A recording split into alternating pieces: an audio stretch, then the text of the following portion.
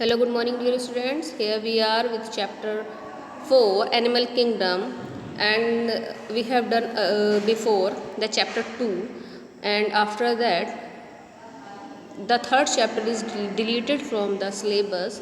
तो we are on today Animal Kingdom. तो आपको ये बता दूँ कि न्यू सिलेबस के अकॉर्डिंग जो आपका चैप्टर थर्ड है वो आपके सिलेबस से डिलीट हो चुका है, जिससे कि आपका जो परसेंटेज है सिलेबस का वो काफ़ी कुछ शॉर्ट हो गया है। तो इस वजह से आपका आज का जो चैप्टर है वो 4 है। थर्ड ना स्टार्ट करके हमने यहाँ फोर्थ स्टार्ट किया है, क्योंकि ये हमारा सिलेबस में इंक्लूडेड है और third one is deleted from the chapter और syllabus. Okay, so here we are on animal kingdom. इसके पहले हमने जो चैप्टर पढ़ा था बायोलॉजिकल क्लासिफिकेशन, तो उसमें हमने 5 किंगडम क्लासिफिकेशन के बारे में पढ़ा था, जो कि गिवन बाय R.H. विटेकर। तो R.H. विटेकर ने 5 किंगडम क्लासिफिकेशन में जो जो किंगडम्स दिए थे, that is Monera, Protista, Fungi, Plantae and Animalia. तो we have study about Monera, Protista, Fungi, about plantae, their phylums, and in Animalia. Today we are on animal kingdom because the plantae family is deleted from the syllabus. तो हम उसमें ज़्यादा तो नहीं पढ़ पाए, बस जो लिटिल बिट पोर्शन जो हमारा सेकंड चैप्टर में इंक्लूडेड है, केवल हमें उसी में ही प्लांटी का जो है फोकस करना है। ठीक है, तो प्लांटी को ना पढ़ करके हम लोग डायरेक्ट एनिमल किंगडम पे आए। It is the most important chapter of your syllabus. तो हम इसमें सारी की सारी चीज़ें देखेंगे आपके एनिमल किंगडम से related. So here we are. So the first is the basis of classification. What is the basis of classification? Classification का मेन बेस क्या होता है? क्लासिफिकेशन का मेन बेस होता है जो उनके मॉर्फोलॉजिकल स्ट्रक्चर होते हैं, जो उनका एनाटॉमिकल स्ट्रक्चर होते हैं, जो उनका नेचर होता है, जो उनका सिस्टम्स का अरेंजमेंट होता है बॉडी के। तो ये सब चीज़ें उनके फंडामेंटल फीचर्स जो होते हैं वो उन चीज़ों पर डिसाइड होकर के उनको अलग अलग क्लासेस में रखा जाता है कि ये इनमें ये चीज़ सिमिलैरिटी है तो इनको एक किंगडम में रख दिया जाता है, इनमें ये चीज़ सिमिलर है तो इनको एक किंगडम में रखा गया। तो इस तरीके से एक प्रॉपर तरीके से हर एक एनिमल को क्लास देना is the basis of classification. Okay, these features are used as the basis of animal classification and some of them are discussed here, जो कि यहाँ डिस्कस किए गए हैं। देखिए levels, the first one is levels of organisation. यहाँ हम देख लेते हैं इसको। The first one is levels of organisation. In the next that is symmetry. Now move forward, here is diploblasty and triploblasty. ये इनकी कैटेगरीज हैं जिसके बेस पर क्या है इन सब चीज़ों को इंक्लूडेड किया गया है। The fourth one is the coelom. The fifth one is the segmentation, notochord, and 4.2 that is classification of animals। यहाँ से आपका प्रॉपर तरीके से चैप्टर स्टार्ट हो जाता है। इससे पहले जो टर्म्स दे रखे हैं वो आपके ये सब चीज़ों के बेस पर ही क्लासिफिकेशन और एनिमल्स का होता है। So see in the levels of organisation, इसमें क्या होता है? लेवल्स ऑफ ऑर्गेनाइजेशन एक तरीके का स्टेप है बेसिस ऑफ क्लासिफिकेशन का। तो इसमें देखते हैं all members of animalia are multicellular. इसमें ऑर्गेनाइजेशन में ये देखना चाहिए कि कोई यूनिसेल्यूलर तो नहीं आ रहा, सारे के सारे जितने भी एनिमल्स उसमें इंक्लूडेड है आर दे मल्टीसेल्यूलर। अगर है तो इस कैटेगरी में रख दिया जाता है।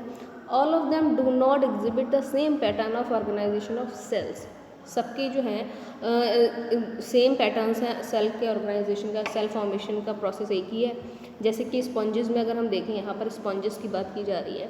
The cells are arranged as loose cells aggregates. तो इसमें जो होता है स्पॉन्जेस का जो स्ट्रक्चर होता है तो उनको इसलिए रखा गया है क्योंकि they are multicellular but not having differentiate body. उनका थैलस लाइक स्ट्रक्चर होता है, इस तरीके से स्पॉन्जेस होते हैं। तो स्पॉन्जेस क्या होते हैं? दे आर यूजुअली एक्वेटिक और मैरीन वाटर एनिमल। तो इस तरीके से इनका ऑर्गेनाइजेशन है। इस कैटेगरी में जितने भी एनिमल्स आएंगे उनको सेम कैटेगरी में रखा जाता है।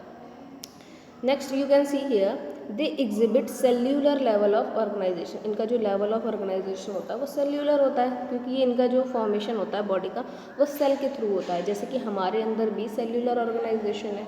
तो I hope you all understand about what I am tried to say. So next is some division of labour activities occurs among the cells. अच्छा, ये थी बात स्पॉन्जेस की। अब हम देख लेते हैं सिलेंट्रेट्स। सिलेंट्रेट्स में जैसे कि फॉर एग्जांपल हमने देखा कि जो उनका सिलेंट्रेट्स में आपका कोई एग्जांपल ले लेते हैं। फॉर एग्जांपल आपका वो एनालिडा फैमिली से रिलेटेड रहता है, तो arrangement of cell is more complex. इसमें जो सेल्स का अरेंजमेंट होता है बहुत ही ज़्यादा कॉम्प्लेक्सिव होता है। कुछ ऑर्गन्स का फॉर्मेशन भी हो जाता है और टिश्यूज़ जो है वो कॉम्प्लेक्स होकर के सेल्स जो है वो कॉम्प्लेक्स होकर के टिश्यू फॉर्मेशन करने लगते हैं। Hence is called tissue level of organization. और यहाँ पर क्या होता है, इनका जो फॉर्मेशन होता है वो सेल से होता है। जैसे कि आपने उसकी रिएक्शन पढ़ी है बॉडी फॉर्मेशन या बॉडी ऑर्गेनाइजेशन की, तो सेल जो होती है वो सबसे छोटी यूनिट होती है। इनके ग्रुप से मिलकर के क्या बनता है, टिश्यू।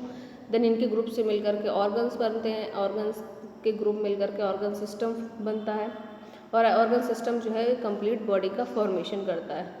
ये चीज़ आपको क्लियर। तो पहली वाली जो हमने स्टेज पढ़ी थी that is the cellular organisation, the next one is tissue organisation, the next is the organ system organ organisation, तो the next is organ system organisation. तो इस तरीके से ऑर्गन लेवल के अकॉर्डिंग इनको डिफ्रेंशिएट किया गया है डिफरेंट डिफरेंट पार्ट्स में। तो जो हमारे सबसे पहले मल्टी सेल्यूलर ऑर्गेनिज्म आया उनका जो ऑर्गेनाइजेशन था वो कैसा था, सेल्यूलर। दूसरे आया उनका टिश्यू लेवल ऑफ ऑर्गेनाइजेशन था। इसके बाद still higher level of organization, for example organ level. अब इसमें क्या ऑर्गन फॉर्मेशन हुआ, जैसे कि मैंने इस रिएक्शन में बताया था आपको, is exhibit by member of Platyhelminthes. इसमें प्लेटिहेल्मिन्थीज में आपके जो हैं लिवर फ्लूक वगैरह आ जाते हैं। अब एग्जांपल्स हम आगे पढ़ेंगे। आई नो कि आपको बहुत ही डिफ़िकल्ट नेमिंग में थोड़ी दिक्कत हो रही है। आगे जब हम लोग एक एक क्लास को बहुत ही अच्छे से पढ़ेंगे तो आपको सब कुछ क्लियर हो जाएगा। प्लेटिहेल्मिन्थीज ये भी आपका एक क्लास है फाइलम है। And other biggest phyla where tissue are grouped together, जहाँ पर टिश्यूज़ जो हैं वो एक दूसरे से ग्रुप्ड हो जाते हैं टू फॉर्म ऑर्गन्स, और ऑर्गन्स मिल करके प्रॉपर फंक्शन करते हैं। They make their organ system, और सिस्टम्स बनने के बाद वो अपना एक प्रॉपर बॉडी का ऑर्गेनाइजेशन करते हैं। फॉर एग्जांपल एनिमल्स में अगर हम बात करें, एनालिडा, आर्थ्रोपोडा, मोलस्का। एनालिडा में आपका अर्थवर्म आता है, आर्थ्रोपोडा में आपके सारे जितने भी इंसेक्ट फैमिली है सब बिलोंग करते हैं। मोलस्का में आपका स्नेल आता है, apple snail. And echinodermata, chordata organ have associated to form functional system, each system concerned with a specific physiological function. हर एक का अपना एक प्रॉपर फिजियोलॉजिकल फंक्शन होता है, बॉडी के अकॉर्डिंग अपना फंक्शन होता है। Then after the organ system is organize, organs के साथ उनका प्रॉपर तरीके से जो हेल्पिंग ऑर्गन्स होते हैं वो पार्टिसिपेट करते हैं। Then they make a proper organ system, और ऑर्गन सिस्टम जिनमें डेवलप हो जाता है they have a complete body structure, उनका कंप्लीट बॉडी ऑर्गेनाइजेशन हो जाता है। जैसे कि इनमें ऑर्गन सिस्टम्स में अगर इंक्लूड किया जाता है, they are having complete digestive system, they are having complete circulatory system, और they are having excretory system, nervous system. तो this type of systems if animal are having, तो ये इस तरीके का जो सिस्टम जो है वो ऑर्गन सिस्टम एनिमल्स के अंदर होता है।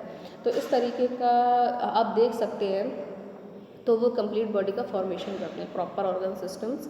तो here we can see a complete digestive system has two opening, mouth and anus. तो इसमें एक सिस्टम का कंप्लीट होता है कि वो माउथ से ओपन होता है, और एनस जो उनका एनल पोर होता है ओपनिंग, जो इससे एक्सक्रीटरी मटेरियल रिलीज आउट होता है। तो वहाँ से लेके वहाँ तक की जो प्रोसेस स्टार्ट और एंडिंग प्रोसेस होती है वो कंप्लीट होती है।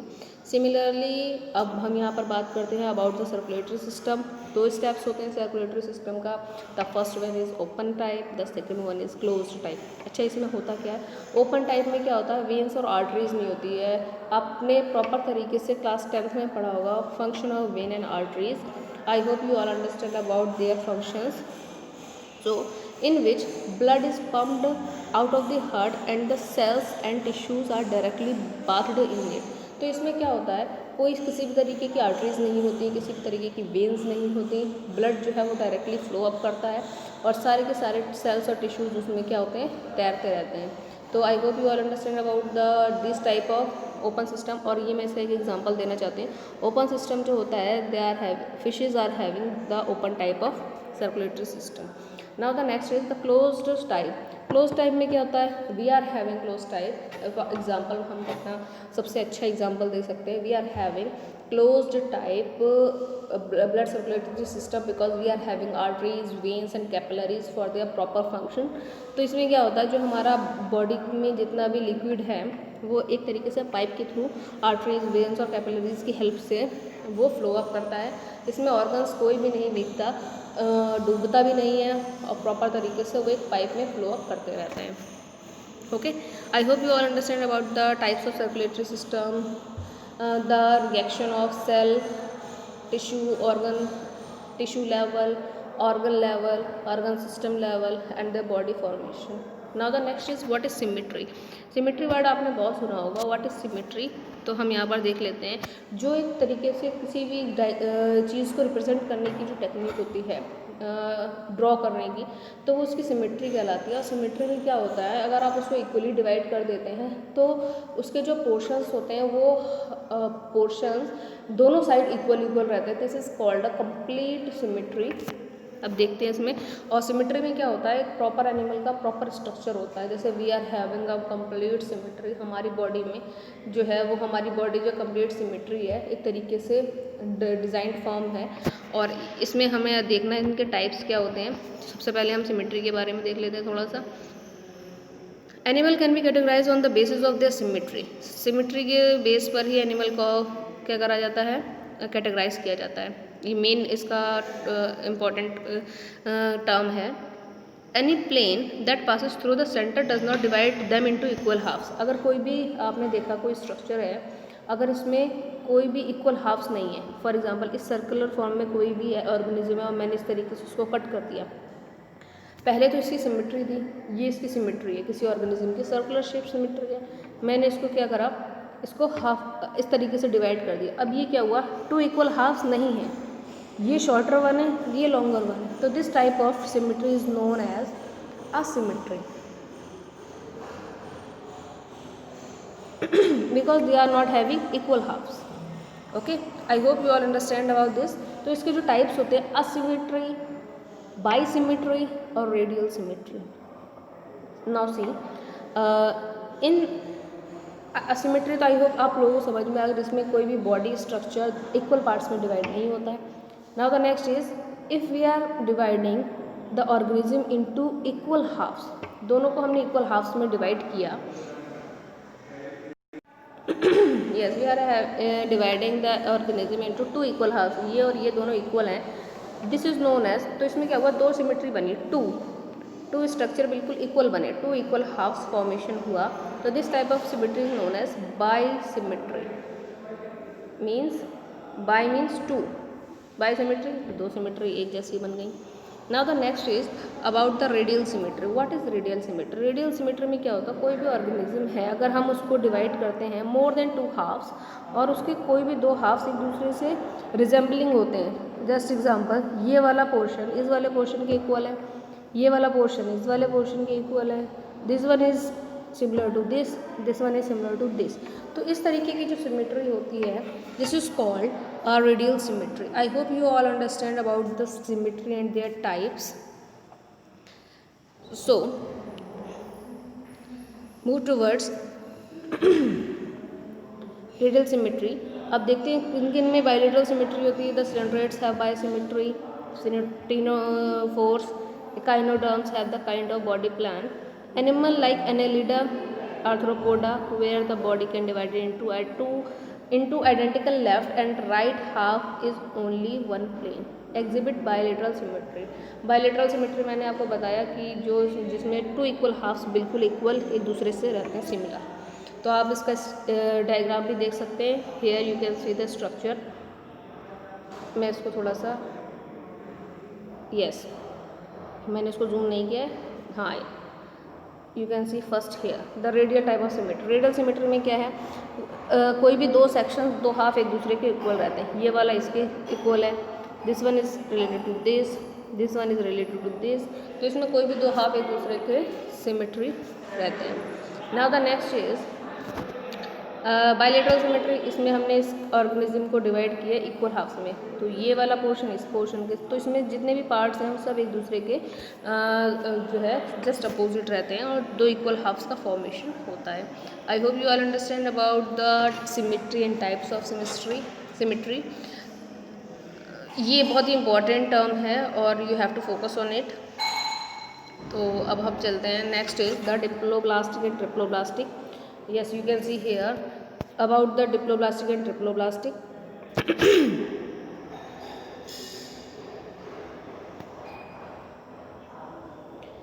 Diploblastic and triploblastic organization. Diploblastic and triploblastic means, diplo means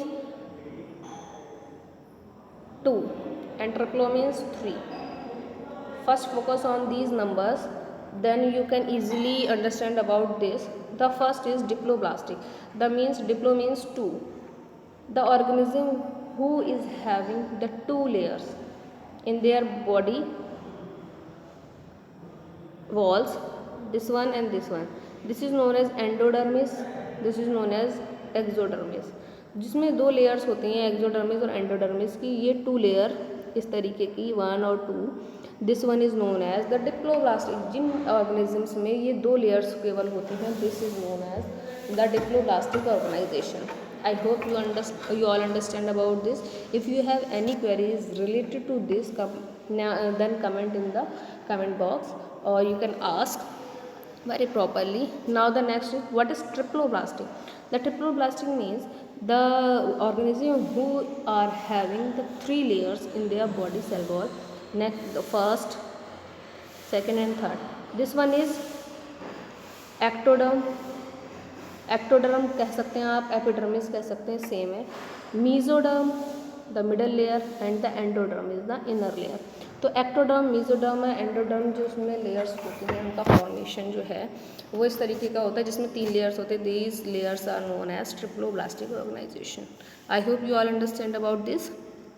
तो इसमें हम देख लेते हैं, animals which in which the cells are arrange in 2 embryonic layers. 2 embryonic layers में होती हैं। External is called ectoderm, internal is called endoderm, this is known as diploblastic. अच्छा, जिसमें एम्ब्रियोनिक लेयर 3 उसमें डिवाइडेड रहती हैं, ectoderm, endoderm and mesoderm. These are known as the organization of diploblastic animals. For example इसमें दे रखा है प्लेटिहेलमिन्थेस and chordates. Examples थोड़ा समझने में भी आपको डिफिकल्टी होगी, क्योंकि अभी आपने इनके बारे में नहीं पढ़ा, इनके कैरेक्टरिस्टिक फीचर्स के बारे में नहीं पढ़ा। When you study about them, तो यू कैन ईजिली रिकॉग्नाइज कि हाँ ये यही वाले एनिमल्स हैं और ये ऑर्गेनाइजेशन इनका अच्छा है। ठीक, now the next is, what is coelom? Coeloms are body cavity. इसमें देखते हैं, यहाँ पर 3 स्ट्रक्चर सीलम के दे रखे हैं। You can see here presence और absence of body between the 2 body walls and gut walls is very important classification. अच्छा, इसमें क्या होता है, the body cavity which lined by mesoderm is called coelom. इसमें जो 2 लेयर्स के बीच, एंडोडर्म और एक्सोडर्म के बीच में अगर बॉडी कैविटी होती है, मीन्स स्पेस होता है, this is called the mesoderm, sorry coelom, this is called the coelom. You can see in the structure the type of coelomate, pseudocoelomate और असीलोमेट। असीलोमेट में क्या है, बॉडी कैविटी एक्टोडर्म, मीजोडर्म और endoderm के बीच है ही नहीं, तो ये क्या हुआ, जिनमें बॉडी कैविटी नहीं होती वो असीलोमेट होते हैं। अच्छा, नेक्स्ट इज सीडोसीलोमेट्स। इसमें बॉडी कैविटी एक्टोडर्म और एंडोडर्म के बीच में है, स्पेस गट वॉल्स हैं, दिस इज नोन है द सीडोसीलोमेट्स। और ये वाली देखिए आप, एक्टोडर्म और एंडोडर्म के बीच body cavity, sorry ectoderm mesoderm के बाद बॉडी कैविटी है, देन एंडोडर्म। तो मीजोडर्म से जो कोरिलेट करके आती है आपकी body cavity, this is known as coelom. और जिनमें ये होती है बॉडी कैविटी मीजोडर्म के बाद, these animals are known as coelomate.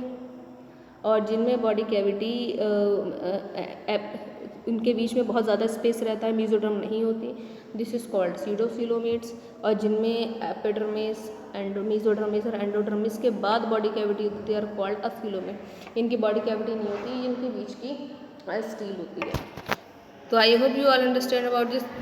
ये थोड़ा सा डिफ़िकल्ट है, थोड़ा सा इस पर आप मोर कंसंट्रेट करें, इसको थोड़ा सा बार बार रिपीट करके देखें, तो आप लोगों को ईजिली समझ में आ जाएगा कि सीलोमेट्स वो ऑर्गेनिजम्स होते हैं जिनमें बॉडी कैविटी प्रेजेंट होती है। सीडोसीलोमेट्स वो होते हैं जिनमें बॉडी कैविटी प्रेजेंट होती है between mesoderm and endoderm, not having sorry ectoderm and endoderm not having mesoderm, और इसमें क्या होता है असीलोमेट में body cavity is not present, हम ये कह सकते हैं।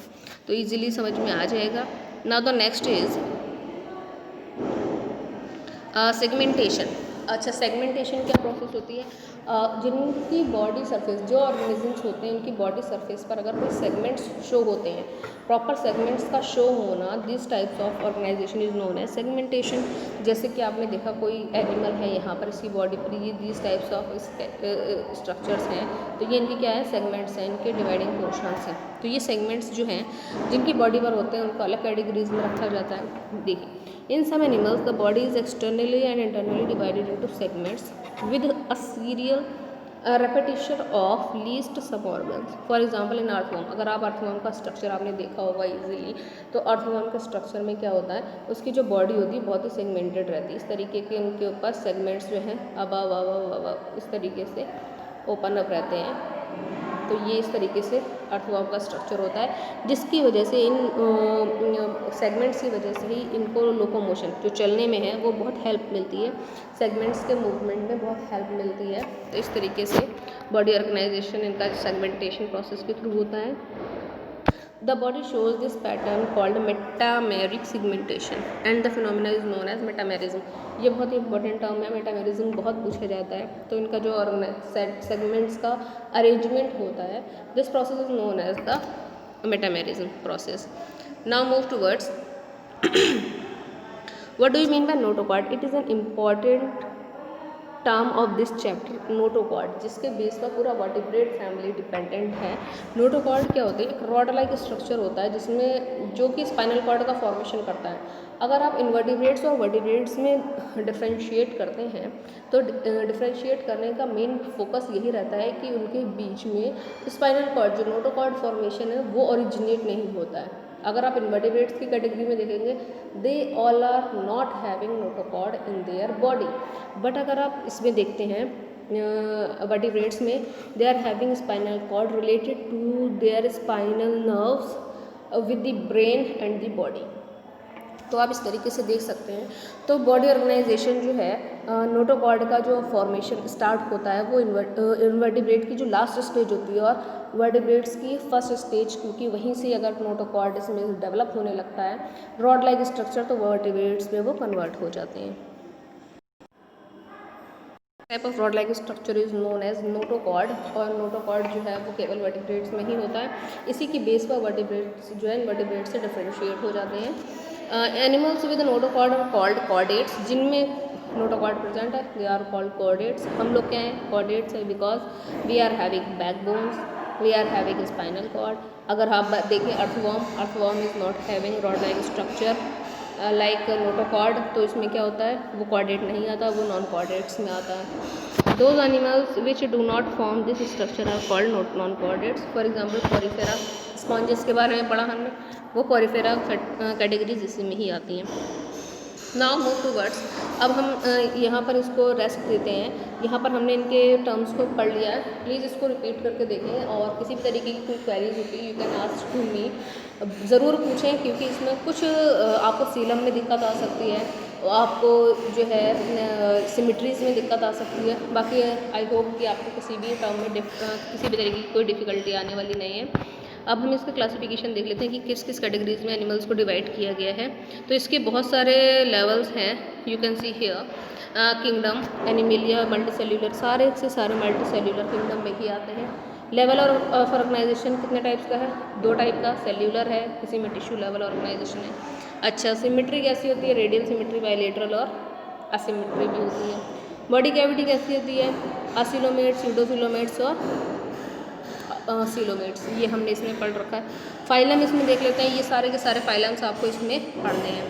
The first one is, I am zooming here, yes, the first is the Porifera,